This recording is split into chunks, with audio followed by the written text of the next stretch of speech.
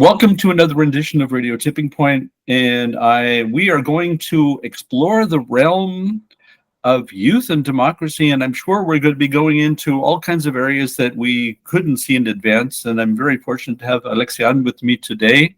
Alexiane, thank you very much for joining, and perhaps if we can start the conversation in giving our audience a bit of an overview of who you are and what you're doing. Hi everyone, thank you for the invitation. My name is Alexiane and I've been a Jeffer. This is how we call ourselves since 2019. So I started when I was a student in Jeff, first in Jeff France and then in Jeff UK. Why do I specify that? Jeff Europe is a network of organizations based in 30 countries and counting and more. And our goal is to make young people understand that the common issues we face in Europe can be solved through federalism. That's very big words for a simple sentence. It doesn't look that easy, unfortunately, but that's the sort of youth activism.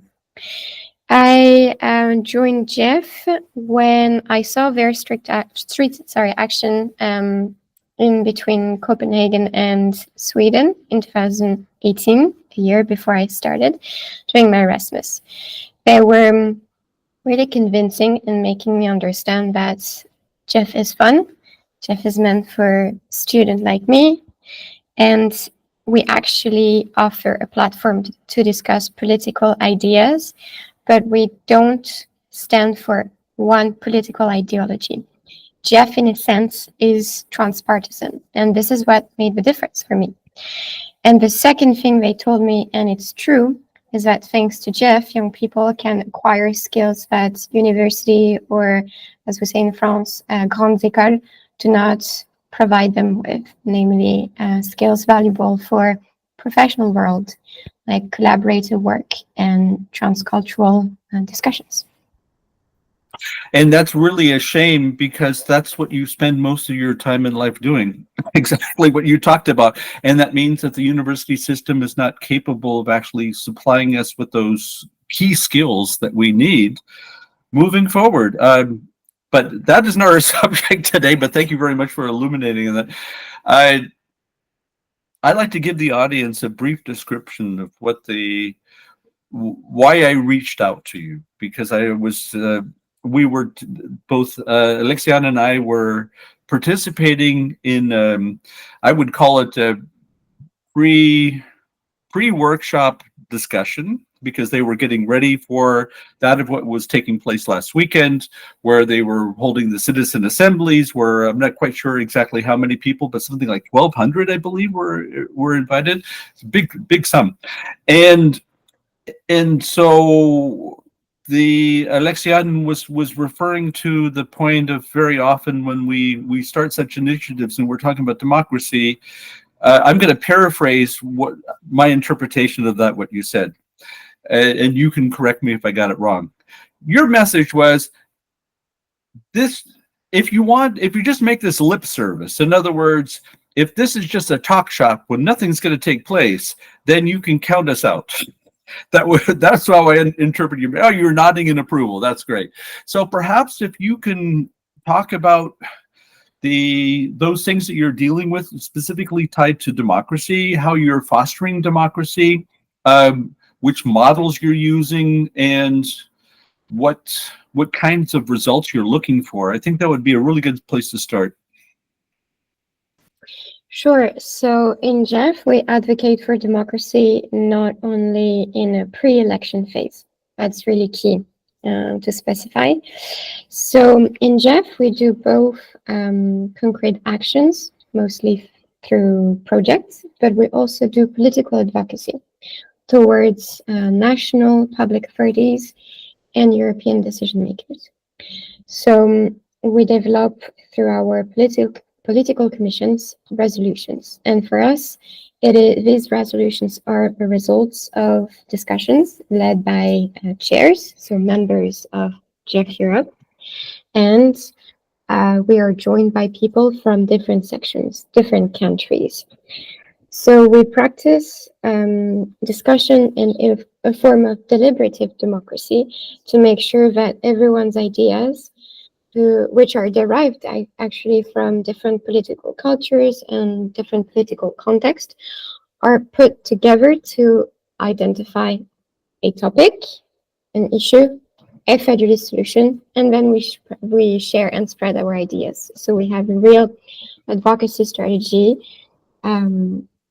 based on including our members and making sure that political opinions are represented and discussed.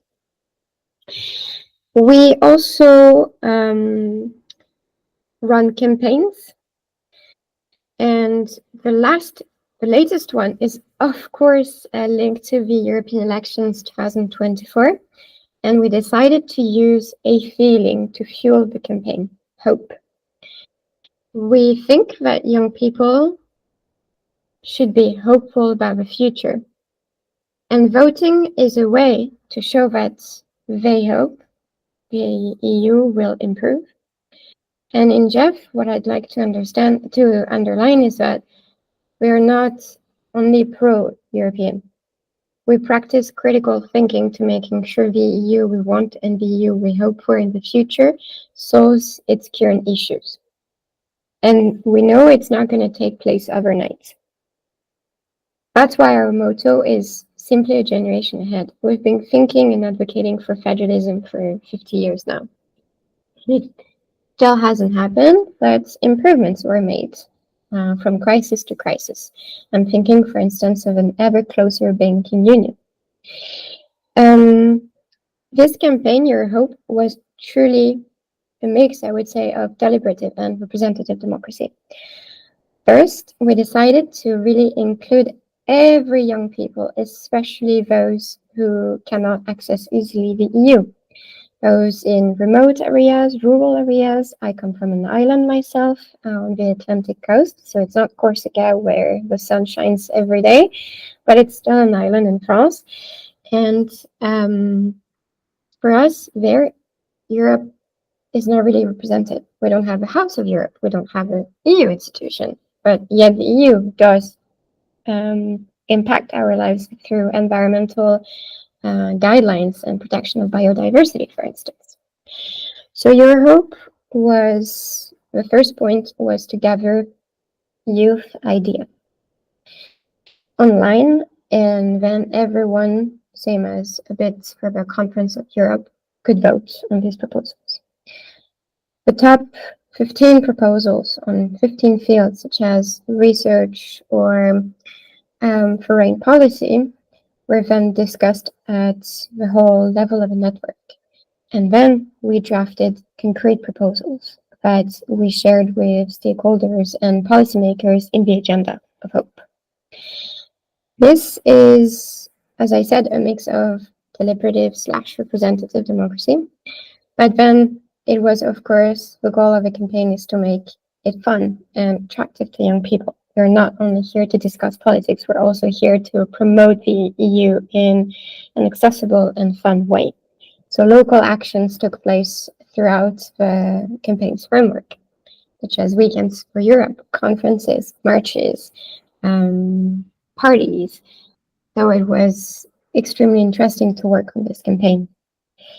And if I may, for the last point, you asked about the results we'd like to see based on our advocacy/campaigning actions in favor of democracy. Federalism for us is the solution to strengthen the rule of law and democratic institutions. We want to make them closer to their citizens, and citizens should feel a bit more involved in decision-making processes. We have different solutions because different types of federalism, different degrees of federalism exist. So in sum, by running all Jeff activities, we would like to make young people understand that they have a say in the future of the EU. And if they feel excluded, it directly fuels nationalist parties. Wow, you talked about a number of things that would clearly not be exclusive to youth. And I'd like to go through some of the points. I'm going to start from back to front. In my mind, we cannot take a dualistic approach towards federalism.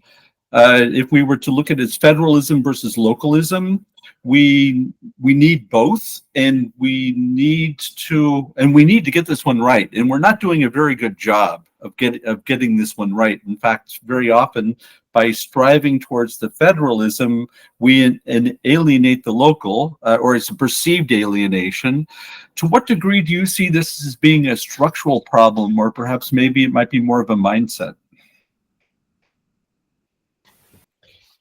I think it's more mindsets. People tend to think politics in terms of black and white, and indeed federalism goes hand in hand with localism. Otherwise, Jeff wouldn't have any local sections. And we have sections at the city level, the national level, which is the country level, and then we have the overarching Jeff Europe level. In order to aim for a more federalist union, which is closer to its citizens and more representative of their interests, we need to identify what's not working at the national and local level, and to inspire ourselves from local situations and local solutions. For instance, in the Agenda of Hope or Your Hope campaign, we identified local solutions towards immigration issues in southern, for instance, Europe, where they are most directly concerned by massive arrivals of immigrants. And municipalities implement solutions to welcome them and process their demands extremely fast by working hand in hand with the EU institutions, but also civil society. So I'm not going to go into details, but this is a very inspirational example of a local solutions. And our job at the European level is to stimulate discussions then within our network and to say, okay, this is a solution that is applied to that city in Italy. What can it tell about a potential national and European solution? What are the obstacles to its globalization or scalability? And what would be its strengths? So definitely in Jeff Europe, we do not think that federalism is opposed to localism. What we are opposed indeed is what we call nationalism. That people think that their national solutions is the best at solving EU problems. Usually they tend to forget part of the picture and other political cultures. But raising the ghost of nationalism, which we both know is something, it's a relatively new invention. Nationalism is not something that has been around forever, and very often it is the root of a number of our problems. My personal take. You work with a diverse group, diverse in the respect that the number of countries that are involved within your organization. So that means that you have a certain insight that maybe not all of us have, because we might be looking at it from a nationalist perspective. You have to be looking at it from a transnational perspective because you're working transnationally. So my question for you is, of those things that you're seeing, those tendencies or trends or issues, whatever way we want to phrase it, do you see a commonality between those things that don't work within the countries? And conversely, because we don't always want to stay on a negative level, because indeed your catchphrase was hope, so we'll stay with that. Do you notice a tendency between those things that seem to always work or primarily work in the countries? The first thing that comes to my mind, what's working in the countries, if we stay with the perspective of youth, is when young people are involved in concrete projects around the EU on whatever topic. Erasmus is great at providing a platform for such projects, but there are also ways, and especially one program Jeff Europe is running called Europe at School, where young people can learn about the EU, its impacts on daily life, and clearly identify areas in which the EU is key to provide solutions, such as climate change, such as freedom of traveling, for instance, or also to just understand what it means to be European. Young people take for granted that we have different cuisine available in each city in our countries. What they don't know is that a couple of decades ago, the frontiers were closed, people circulated a bit less. So, for instance, not everyone could try the delicious recipe of Italian lasagnas, or our French, sorry, I'm a bit chauvinist here, but our French duck and potato legs, for instance, could not be tasted elsewhere in Europe. We could not have this very concrete exchange or cultural intermix. So transnationally, what Jeff does greatly is this program, Europe at School, and we start very early to make sure that young people understand that we can be citizens of our own country, but we're also citizens of Europe, and through concrete ways. When it comes to negatives, I talked about immigration firstly, but I'm going to talk about a different subject now. We had a campaign called Don't Touch My Schengen, when we understood that the idea of freedom of movement for goods, services, and people were at threat. And this campaign is not new. This campaign ran approximately at the same time as what we called the immigration crisis in 2015. We understood that in Central and Eastern Europe, some countries such as Hungary were tempted to close down frontiers to avoid welcoming immigrants. But then they put at stake Schengen. They threatened it and they set a precedent. Germany declared it would apply border controls, and yesterday the French Prime Minister said that they would do it as well. So Jeff is not ignorant of the issues about illegal immigration, for instance, but we are not convinced that undermining one of the key pillars of the EU, namely Schengen and the four freedoms, is the key to solving that global issue. So what I would like to end on is to say that in Jeff, we know issues are complex and we inspire from what is being discussed, what is being advocated for at national levels of countries, for instance, which directly are impacted or face this issue. And then we try to find a consensus, because, for instance, Nordic countries or even France do not think or envision immigration the same way as Greece, Italy, or Spain. And that's normal. Our realities are different.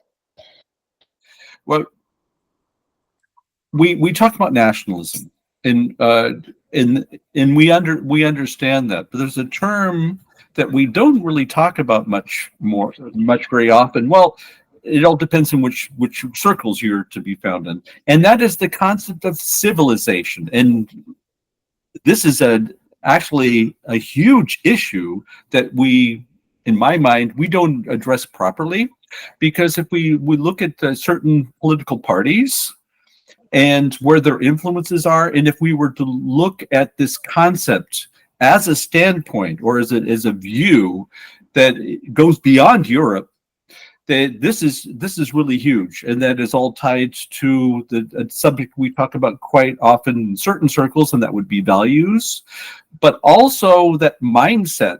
Let me give you an example, and then perhaps be really keen on how you approach these types of subjects. Within an empire like the Austrian Empire, the Habsburg Empire, we had a multitude of different peoples, different cultures that were all seen as being part of the same civilization. That means that you would look at this as being holding onto the same values. That means that those elements that ended up emerging in the 19th century, primarily tied to language, that we came up with this association of nationalism and language was something relatively new, but it skewed this idea of us as a people. You mentioned in your description of looking at this idea of federalism versus localism and understanding and nationalism that we belong to a certain country, and that is fine, and we have certain cultures and certain rituals, but we belong to something bigger. How does this concept of civilization come into these types of conversations that you're having? My answer is going to be very brief. We don't talk about it. Because for us, we're really part of just the world, civilization. We're all humans. And when we mostly advocate for European-wide topics and issues and solutions, we advocate for world peace, and our advocacy is part of a bigger concept of world federalism. But the concept of civilization is not really something Jeff Europe comments on, or we take for granted that we're all human. So think of human solution and positive solutions. But that does not allow for us the possibility to address the political ramifications that are being found by certain political parties, primarily. I would say there's political, who are exploiting this issue. If indeed we are political, if we're political beings, and if we believe that politics is two or more people getting together and having a discussion, then we need to ensure, at least acknowledge that these conversations are taking place, don't we? Agreed, but that's the difference between nationalist parties and our side. The fact that nationalist parties think we have different civilizations, that Asian constitutes a civilization, that European is a separate civilization. We, in our discussions, yes, we talk about minorities, ethnicities, and religions in Jeff, but truly, I'm sorry, but indeed, we do not comment about the idea of civilizations. We firmly advocate that we are one world. We have a continent with its realities, Europe, and our core advocacy relies on this. Please don't get me wrong. I don't disagree with you at all. Quite the opposite. But we still need to live in reality, and we need to be able to counteract a lot of these arguments that are coming from these various political parties, because let's go back to where we started our conversation, and that would be the 9th of June with the election. And we know the results, and we know the reaction. We know that the reaction that we saw in virtually all the countries, and certainly in the pan-European way, we felt that we dodged a bullet. That was the saying, that was the feeling that was actually professed. And within this way of thinking, we pretend that the others are not there because we do not react to them. And with that, we say everything is fine. But the fact is not everything is fine. Yesterday, we discussed our upcoming 4-year strategy, and we decided to react much more strongly against nationalist arguments.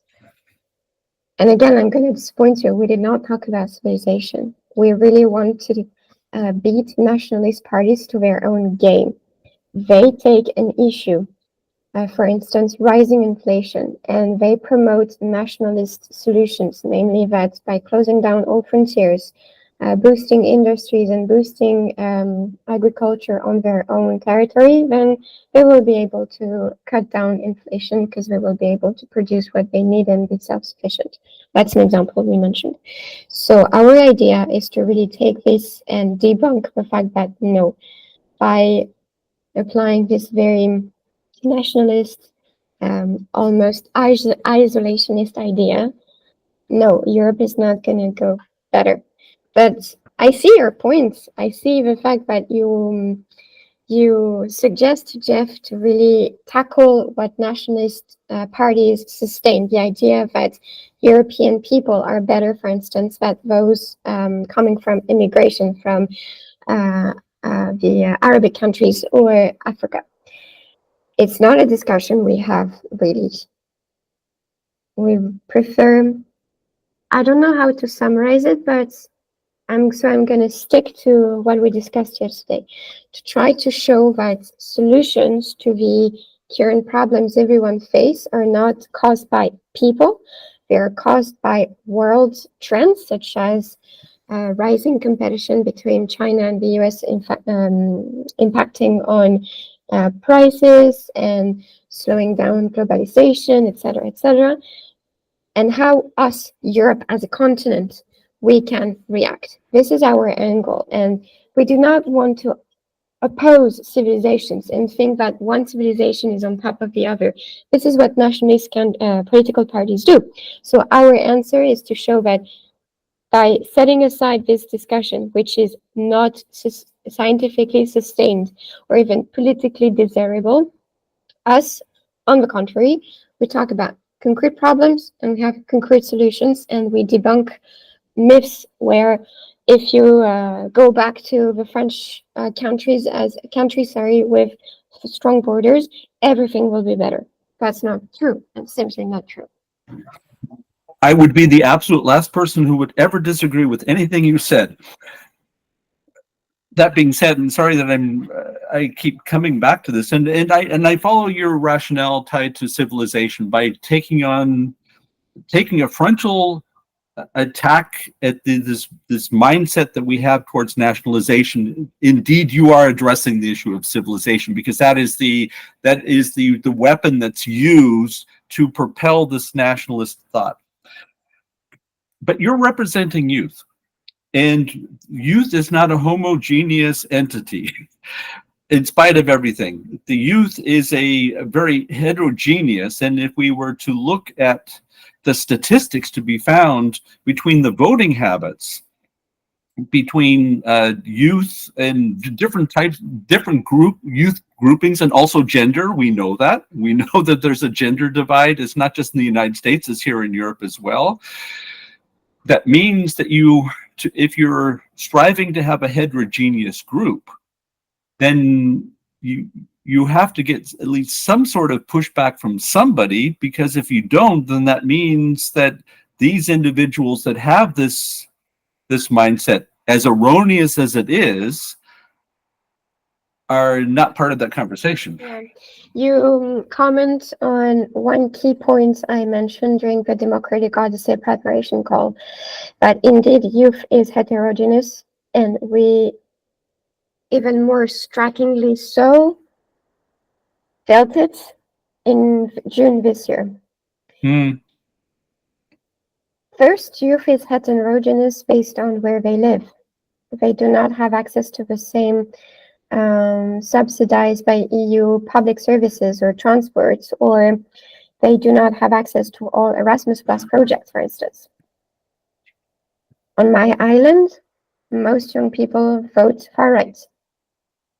The first thing, and that's a battle I'm waging in Jeff, I'm being very honest here, the first thing is that I'd like these people not to be judged, because our school systems across Europe decided to drop an EU education. Have you seen recently the curriculum about including EU in your country or elsewhere? Well, we learn about the EU only when it was built. In France, we talk about Jean Monnet and Schuman, and that's it. I had to wait for university. Nowadays, politics have been transferred to social media.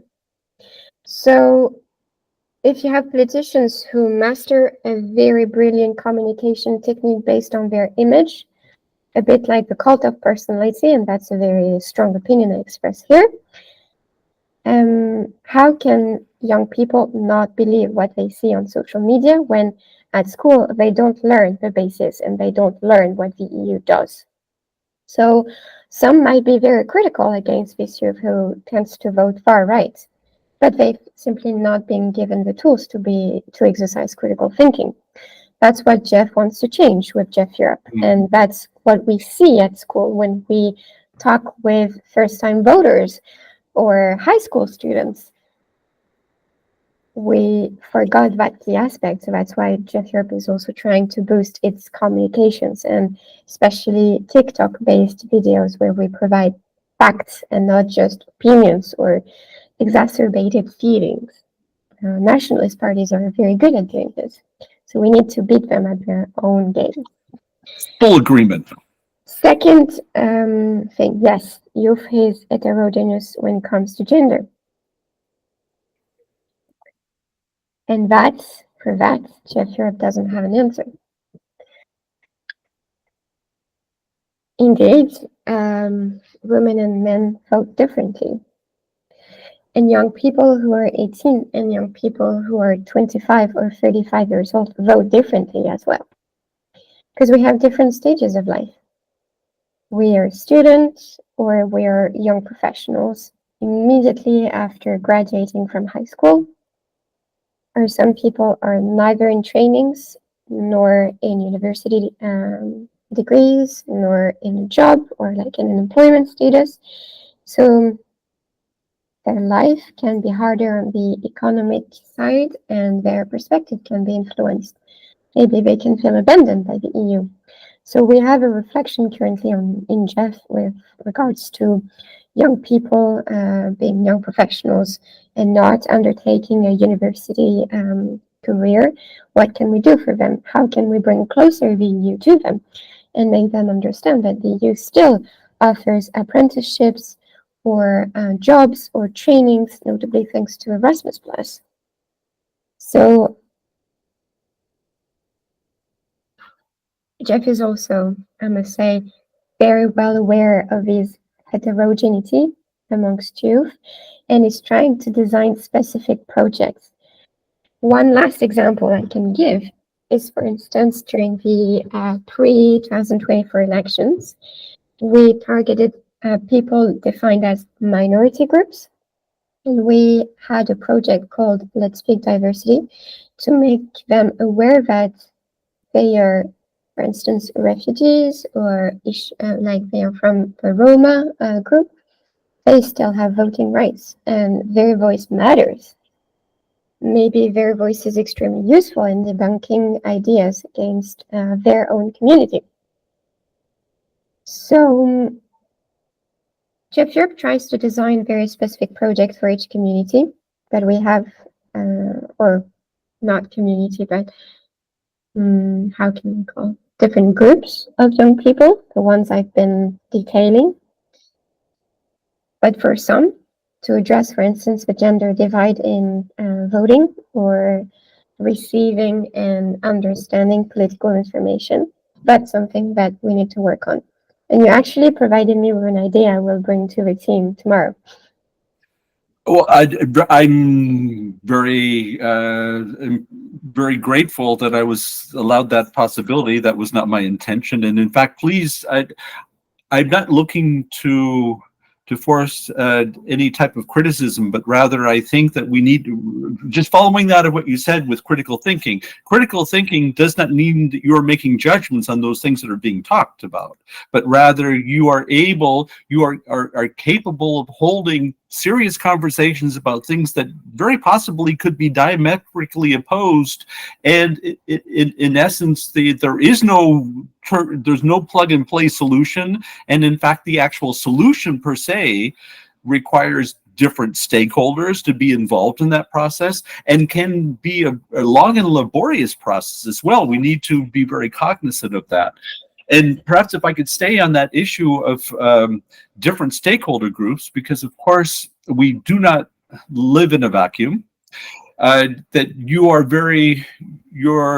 group is very much dependent upon those circumstances and structures and tendencies that we are to find within the other stakeholder groups, and some that might have a little bit more power and money, which obviously becomes a dependency for all of us. To what degree do you see the interface to those various stakeholder groups as a key component of that of what you're trying to do? So we try to make form partnerships to run projects, because with our little strength and network, we cannot change the world. So we need other civil society organizations, political stakeholders, nationally and at the European level, to see for themselves what is or what are the issues on the ground and to think together in solutions. Jeff Europe is not an expert on every topic. We're an expert on federalism. But we need to have partnerships, for instance, with organizations dealing with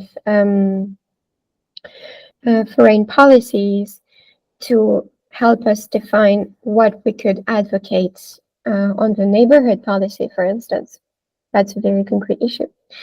We partnered with the pro-EU organizations in the UK to define what could be the future EU-UK relationship according to Jeff's vision.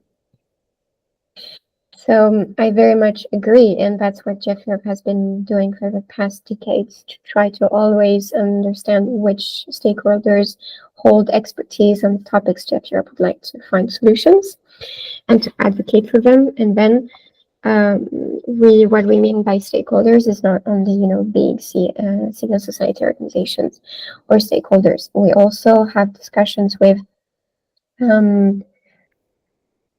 structures which are very much local, and that's the one I've been giving an example just a second ago. For instance, we talked about with London for Europe, Leads for Europe, several organizations like that. Jeff Europe also likes to question itself. Since we do not hold expertise on every topic, and since our world is moving very fast, we need enlightening discussions also with other partners to understand how to make our impacts even bigger based on their own practices and examples. That's our strength, I would say, and I like working in that environment. In national cultures, some countries think they do the best for themselves, and they must impose their solutions on others. I'm not quoting, but based on my nationality, you can guess which one I'm referring to. The European level provides with tons of opportunities to learn from others, and if we come back to your previous questions, for instance, to speak to youth that feels a bit marginalized from EU politics, or which do not see how EU politics indirectly affect their lives. Oh yeah, we're talking about raising awareness, and you came up with all kinds of great examples earlier in the approaches that you take. And then obviously there's another component that I think you were leading towards, and that is the idea of not necessarily imposing anything, because that stands in the direct opposite of the approach that you're trying to take. You mentioned that in the beginning of our conversation. But the ability to provide support in a way that people feel empowered so that they can actually be part of the process, that is another key component. And that's truly to be lauded.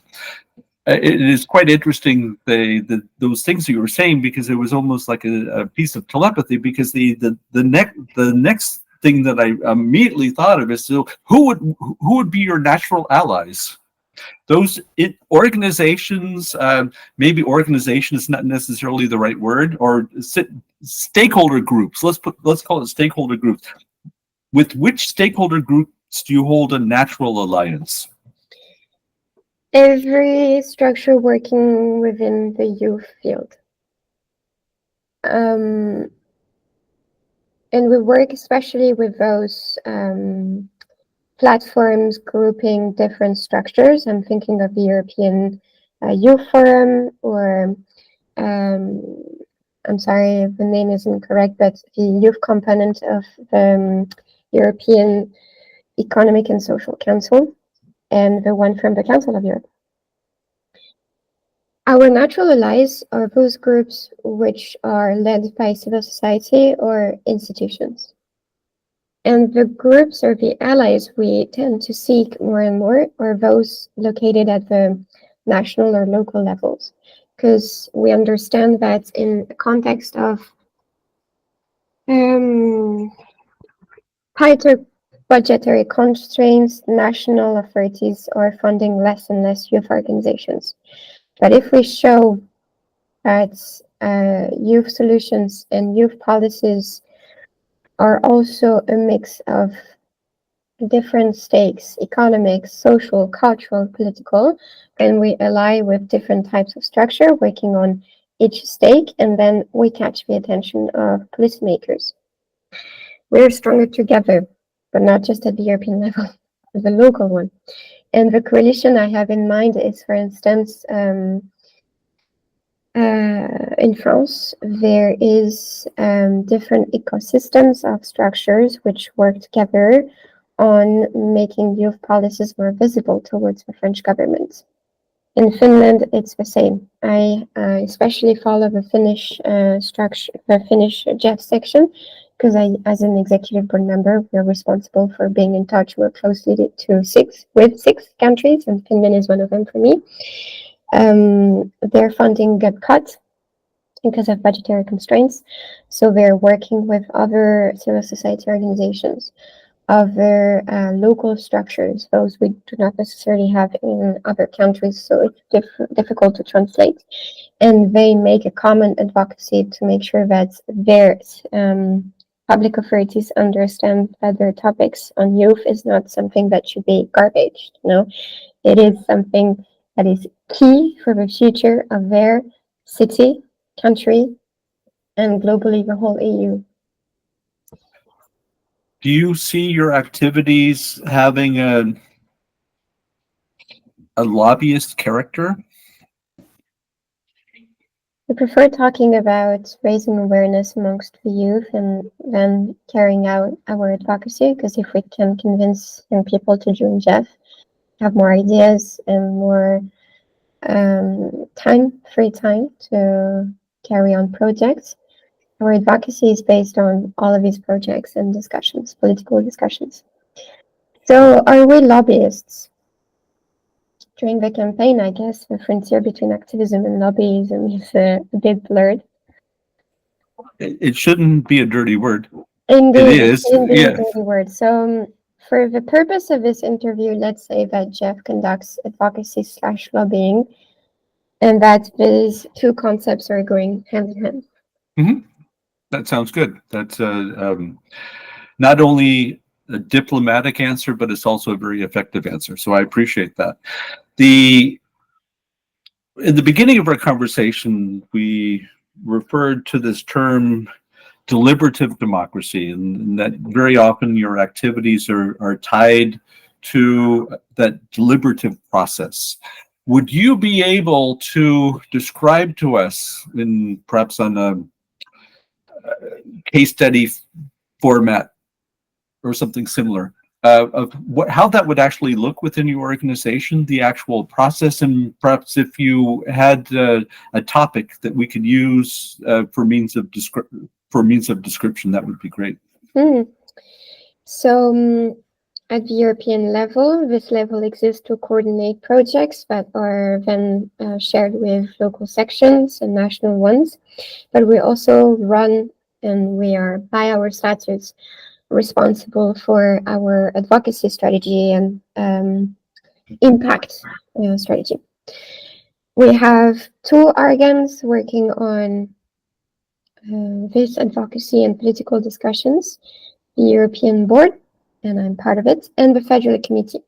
And both work hand in hand, and also it has its disagreements. I'm going to put it in quotes, but we control kind of each other. We supervise, and we have this kind of checks and balances mechanism, but I'm within a mandate where we work hand in hand with the Federal Committee and vice versa. So working together is really great.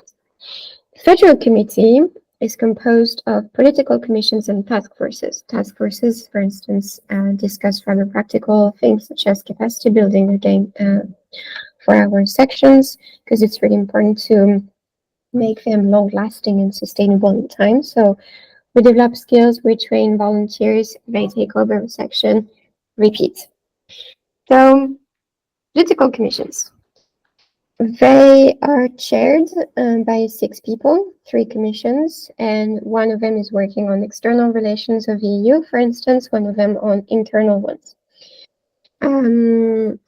Every 6 months, these resolutions based on discussions that happened are submitted to our statutory event for approval. So it's approved by at least one representative of sections and called national delegates, plus federal committee members and European board members. Everyone can ask questions, contribute, and enrich during statutory meetings, but most of the work is conducted online. I'm going to take a very concrete example. We had a discussion on Israel-Palestine. And if I mention it, it's because it was very heated. But so people will disagree with me, some Jeffers who will listen. I personally found that discussions were quite balanced, and chairs did an amazing job at making sure that all opinions were represented. Some people refrained themselves from taking part because they thought their opinion was not represented. That's something Jeff Europe tries to consider and tries to find solutions via dialogue and identify concrete solutions to make these people heard. So the work in itself is not perfect, but at least from my opinion, we get a very balanced text that is consensual, that resulted from negotiations on the terms to describe Hamas, to describe Israel. And this is, in a sense, political discussions. And Jeff felt compelled to provide a political resolution on this topic, given that the EU is involved in bilateral agreements with Israel and also intervened in Palestine. So it's a matter both of external affairs, but also internally in Jeff. So what's our internal culture about political debate and how we tackle it? When I listen to you describe this process, I think it's a great example of how we are able to create something that drives us toward that ideal democracy that we're looking for. And within that ideal democracy, I do not infer that we always live in peace and harmony. And in fact, a big part of democracy is how do you deal with conflict? And you described that very well. And how you actually deal with the conflict. What are the preconditions for us to have a proper discussion? You went into detail on that. That's fantastic. I'd love to have that in other places. Come on, we need exactly that of what you're describing on a much different level. So to what degree do you see the possibility to export some of these things that you're talking about into other realms of our society, and using your expertise, your experience, your conclusions? To what degree can we use all of that as a model by which we can do things better? Yeah. The first natural answer that again comes to my mind is schools. We need to have enlightened citizens and critical thinkers. True, but if we don't start at school, where we learn that disagreement is normal and consensus looking is normal, and not everyone's opinion will be represented. We have a discussion in Jeff currently about mainstream politics versus anti-establishment ideas versus extreme ideas. How do we comment on this, and how do we include people who would vote for the far left, for instance? I'm a more centrist person myself, but I really do enjoy having conversations with people I disagree with.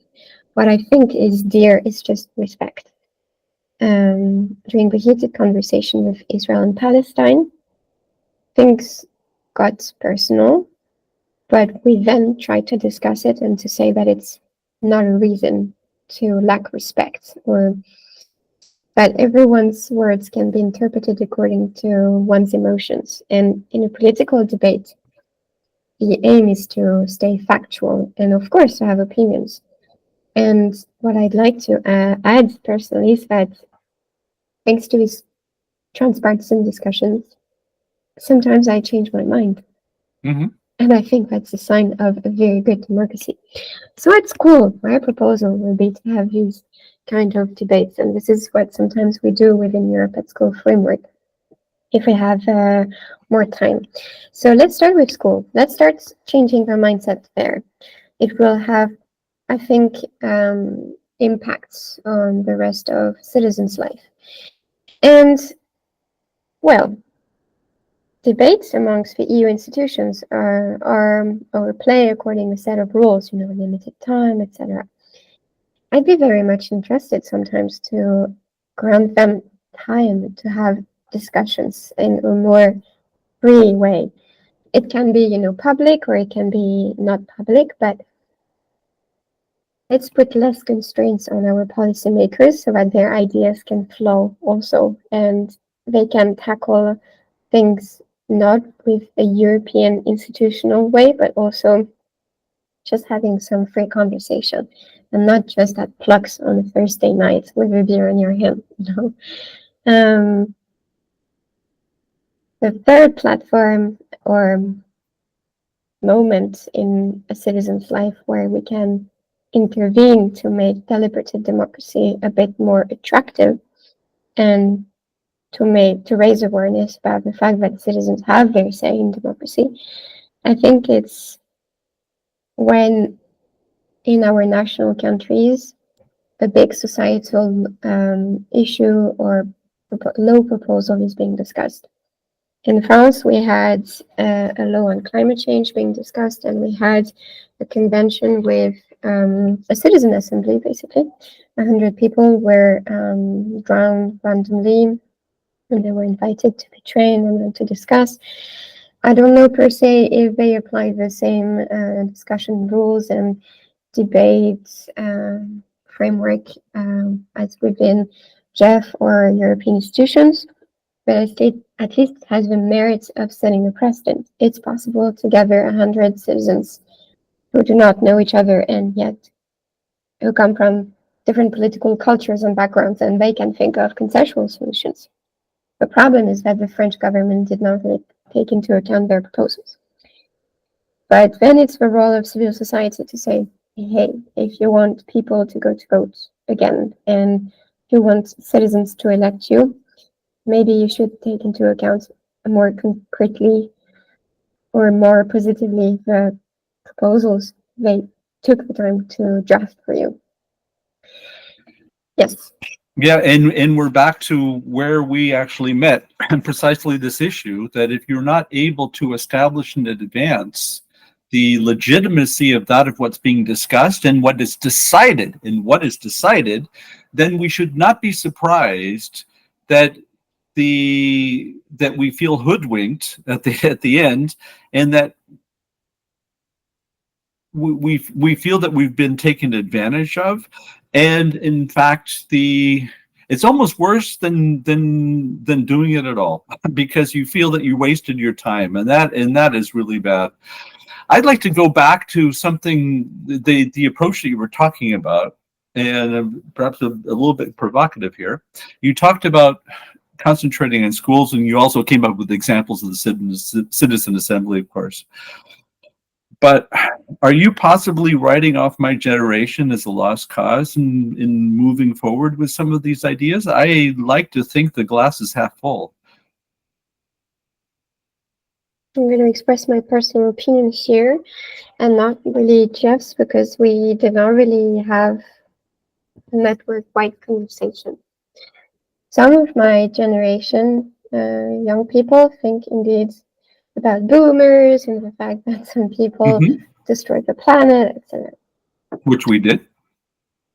I'm gonna be less harsh. That's good.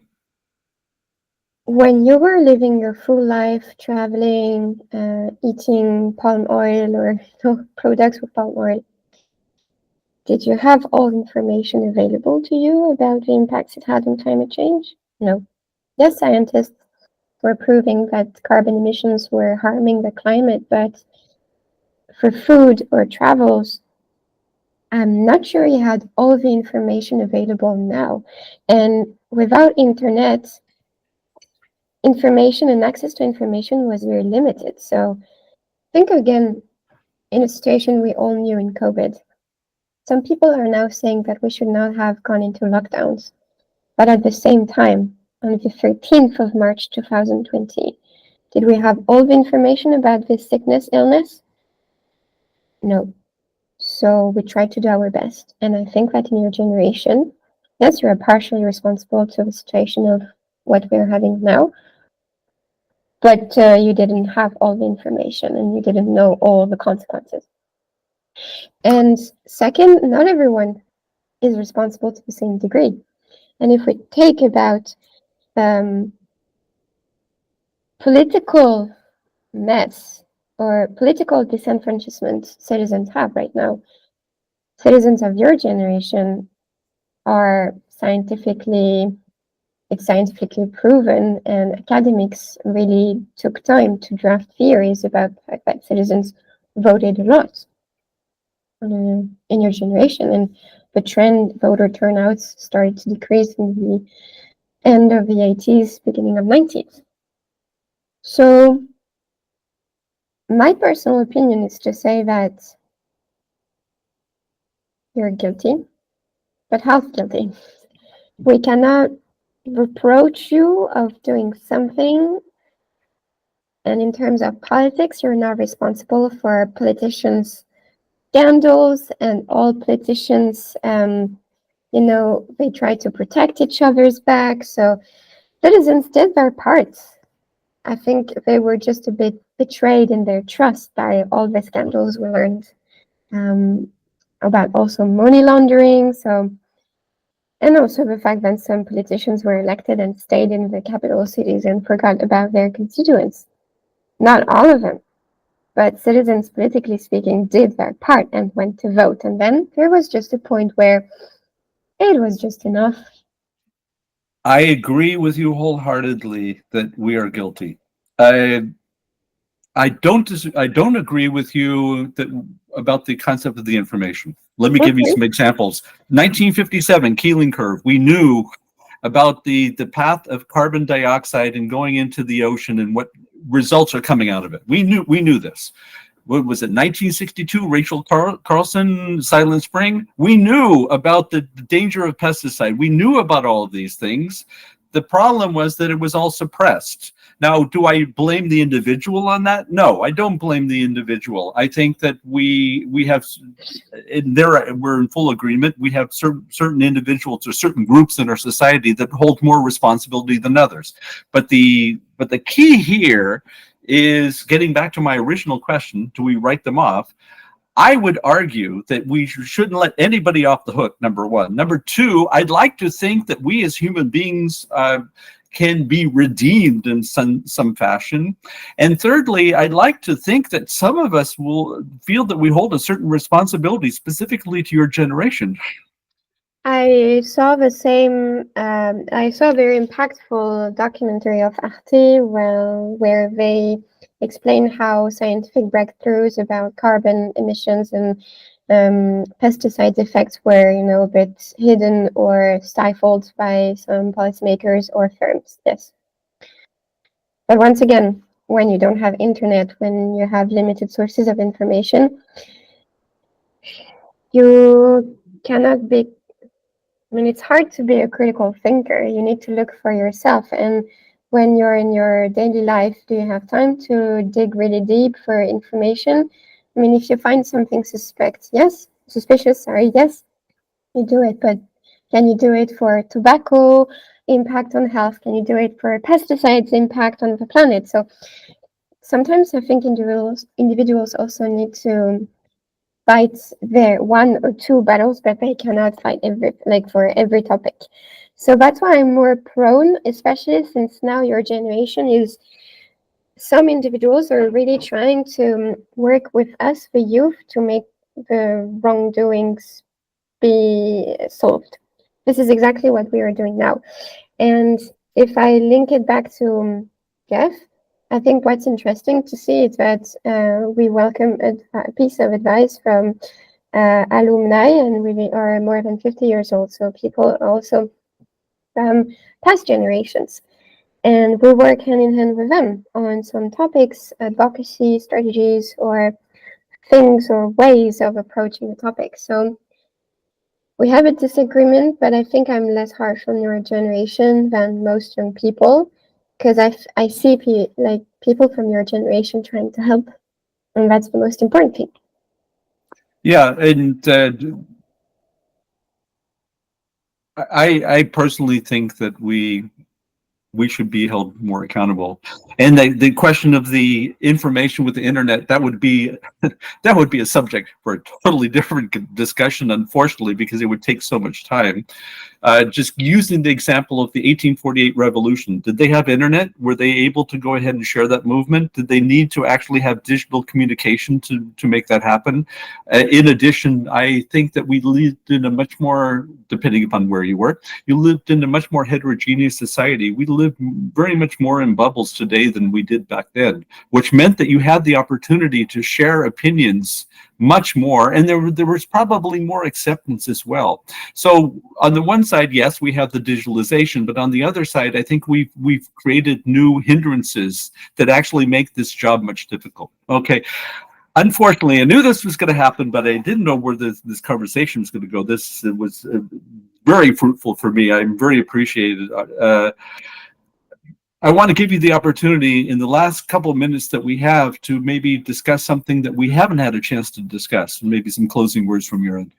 I'd like to come back on the conclusion I put forward during the Democratic Odyssey call. In order to make change, and given our previous discussion, Jeff Europe is really questioning its strategy to work to the extent it should work with civil society and institutional partners to make things change. One common criticism is that politics do not change. They just give empty words, and the same topic arises again and again until the situation is worse.